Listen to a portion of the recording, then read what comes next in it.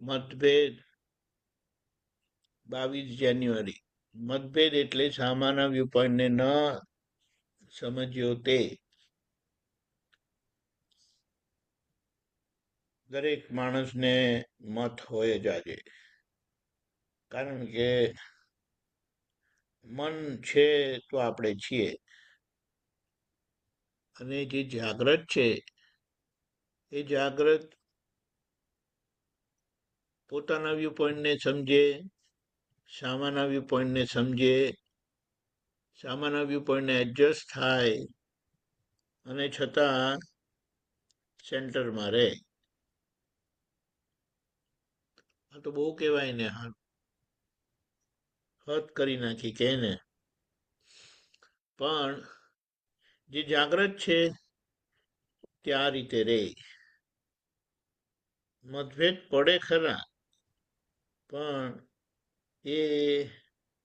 એને શું કહેવાય, મત જુદા હોય ખરા, પણ ભેદ ના પડવા દે. એટલે રસ્તામાં ચાલીએ તો બધા રસ્તા આડા આવડા આવવાના, પણ રસ્તા પછી ઉતરી ના જાય, એટલે રસ્તાને જ ફોલો કરવું. રસ્તાને ફોલો કરે તો આપણે આપણા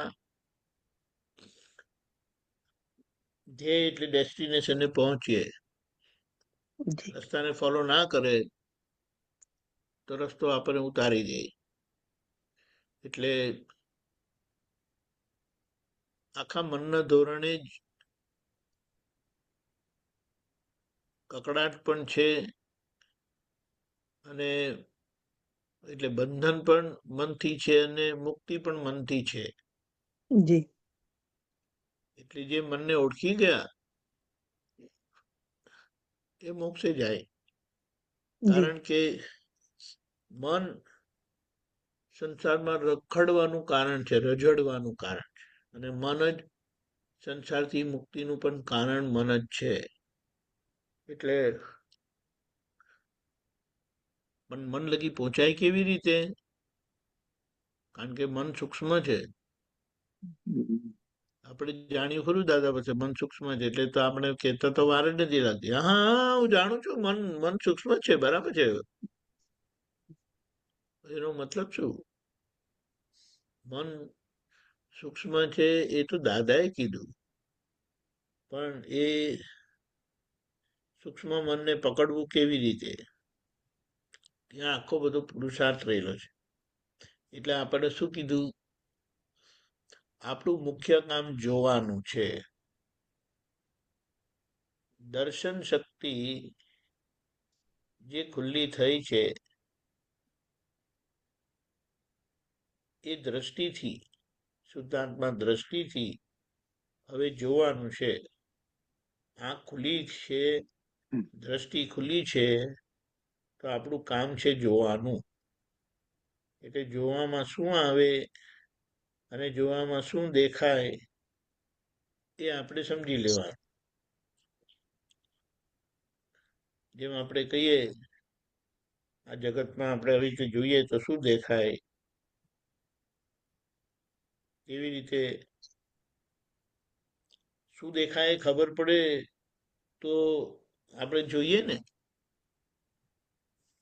એટલે પેલું કહીએ ને તો આપણે જ પોતાના જ મન વચન કાય, એટલે મન આપણે નથી કહેતા, પેલા આપણે જેમ તમે મને જુઓ ને તેવી રીતે હું પોતાને જોઉં. એટલે પોતાની દેહિક ક્રિયાને, દેહની ક્રિયાને, શરીરની ક્રિયાને જુએ. પછી આમ કરે તો એને પણ આપણે જોઈએ. ના પાડે છે, ના પાડે છે, આમ બેઠા હોય, આમ બેઠા હોય. કેમ? તો કે જે બધા જુએ છે તેને મારે જોવાનું જ છે. જોવાના ભાગમાં આ ઇન્દ્રિય નિરીક્ષણ નથી, પણ ઇન્દ્રિય નિરીક્ષણથી આપણે શરૂ કરીએ છીએ. ખરેખર ઇન્દ્રિય નિરીક્ષણ નથી. જેમ તમને કહું કે તમે જેવી રીતે મને જુઓ એવી રીતે હું પોતાને જોઉં. તમે જુઓ છો ઇન્દ્રિય નિરીક્ષણથી, અને હું પોતાને જોઉં છું દર્શન શક્તિથી. હું અરીસામાં પોતાને જોઉં ને તો ઇન્દ્રિય નિરીક્ષણ કહેવાય. ખબર પડે? હેલો, બોલો. અરીસામાં પોતાને જુએ તો પોતે પોતાની આંખથી જુએ છે, એટલે ઇન્દ્રિય નિરીક્ષણ છે. પણ હું જ્યારે પોતાને આવી રીતે જોઉં છું એ એક્ઝેક્ટ અતિન્દ્રિય નિરીક્ષણ નથી, અતિન્દ્રિય જોવાનું નથી, પણ એ વચ્ચે એ સૂક્ષ્મ ભાગ આવે છે. સૂક્ષ્મ ભાગનો મતલબ કમ્પ્લીટ ઇન્દ્રિય નિરીક્ષણ, ઇન્દ્રિયથી જોવાનું નથી. અરીસામાં જોયું તો કમ્પ્લીટ ઇન્દ્રિય નિરીક્ષણ જ આવે. કે હું મારો અહીંયા ફોટો દેખાય છે ને તેને હું જોઉં છું તો એ ઇન્દ્રિય નિરીક્ષણ છે. જે તમે જોવો છો ને એ જ હું પણ જોઉં છું. પણ હું જે પોતાને આમ બેસેલો જોઉં છું એ ઇન્દ્રિય નિરીક્ષણની સૂક્ષ્મ માંગ્યો એનાથી. પણ મુદ્દો શું છે? દેહી ક્રિયા જે બધા જાણે આપણને જોતા હોય તેવી રીતે પોતે પોતાનું જુએ, તો દેહી ક્રિયામાં ભૂલો હોય છે. બધી ભૂલ જ છે, ભૂલ જ છે. એટલે એ દેહી ક્રિયા બધી આપણી નોર્મલ થતી જાય, એટલે અહિંસક થતી જાય, ખબર પડતી જાય. એટલે દેહ ક્રિયા જેમ આપણે જોતા થઈએ ને તેમ પછી આગળ જતા આપણે જ પોતાને સાંભળતા થઈએ.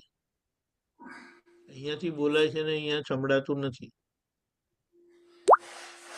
કારણ કે ફોકસ બધું. રજની દાદા શું બોલ્યા? સરોજબા શું બોલ્યા? હા, માંગીબેન શું બોલ્યા? ડોક્ટર અરુણાબેન શું બોલ્યા? એના પર ધ્યાન હોય. એટલે બીજા શું બોલે છે એના પર ધ્યાન હોય, પણ પોતે શું બોલે છે એના પર ધ્યાન નથી હોતું. એટલે હવે આપણે એક સમજીએ, એક બહુ સ્થૂળ દાખલો લઈએ.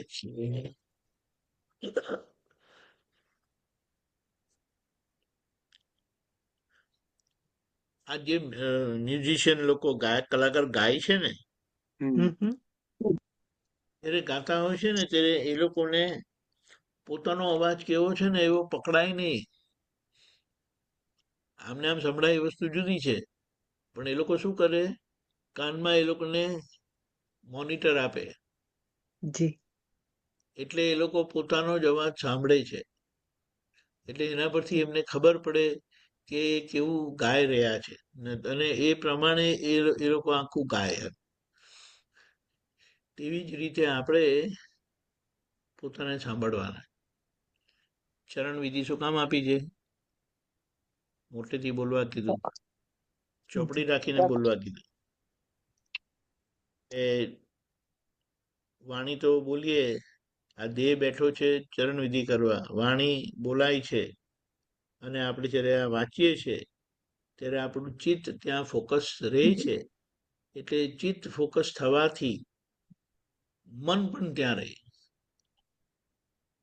હમણાં જો તમે આ વાત સાંભળતા સાંભળતા તમારું ચિત્ત કશે બીજે જાય ને તો કઈ બીજા વિચાર આવવાનું ચાલુ થઈ જાય. તો કે તમે સત્સંગમાં બેઠા છો, સત્સંગ સાંભળો છો, પણ ચિત્ત બીજે છે તો મન ત્યાં નથી. દાખલા તરીકે અહીંયા બેઠા છો ને કોઈક આવીને તમારી જોડે વાત કરે, આપણે કઈ રજની દાદા બેઠા છે તો સત્સંગમાં બેઠા છે, સત્સંગ જોઈ રહ્યા છે, સાંભળી રહ્યા છે. એટલી વારમાં તરુબા આવીને એમને કશું કહે અને એ વાત કરે તરુબા જોડે, તો બેઠા છે, સાંભળે છે, પણ ધ્યાન તરુબા શું કહે છે એના પર છે. કારણ કે નહીં સાંભળે તો પાછો પ્રોબ્લેમ થાય. ખબર પડી? એટલે મન ત્યાં નથી રહેતું. એટલે મન ત્યાં એ બાજુ રહેવા માટે ચિત્ત ત્યાં રહેવું પડે. એટલે વાણી પર આવે, અને ત્યાર પછી છે ને વિચારો ભરાવા છે પ્રોપરલી, એમ કે ને બહુ સ્પષ્ટતાથી. અને ત્યાં પછી ક્યાં આપણા મત એટલે આપણે મત ક્યાં લોકોથી જુદા પડે છે એ ખબર પડશે. અને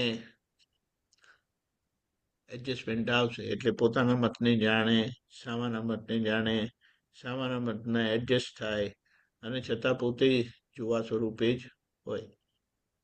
એટલે આ રીતે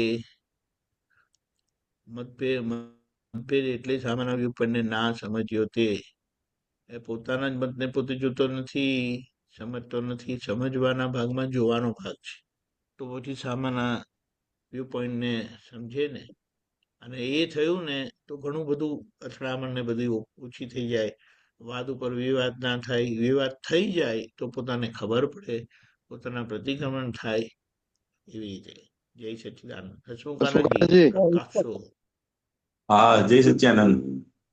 જય સચ્ચિદાનંદ. મતભેદ એટલે સામાન્ય વ્યૂ પોઈન્ટ ને ન સમજ્યો તે, બરોબર ને? એટલે દાદા બીજું બી કહેતા હતા કે મતભેદ એટલે શું છે, તો કે આપણે જેમ નાના હતા ત્યારે આપણે રસ્સા ખેંચની રમત રમતા હતા ને, એ રસ્સા ખેંચે છે એક જાતની.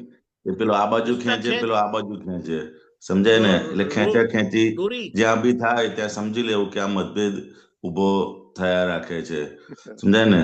એટલે રસ્સા ખેંચની રમત રે દાદા કે રસ્સા ખેંચ બે ખેંચ કરે, પછી છેલ્લે શું થાય તો કે રસ્સી તૂટી જાય કે, અને એક વખત રસ્સી તૂટી ગઈ પછી સંધાતા બહુ સમય લાગે.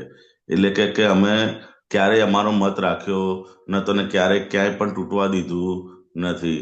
જય સચ્ચિદાનંદ. જય સચ્ચિદાનંદ. Hasmukhanji, we can start. Okay.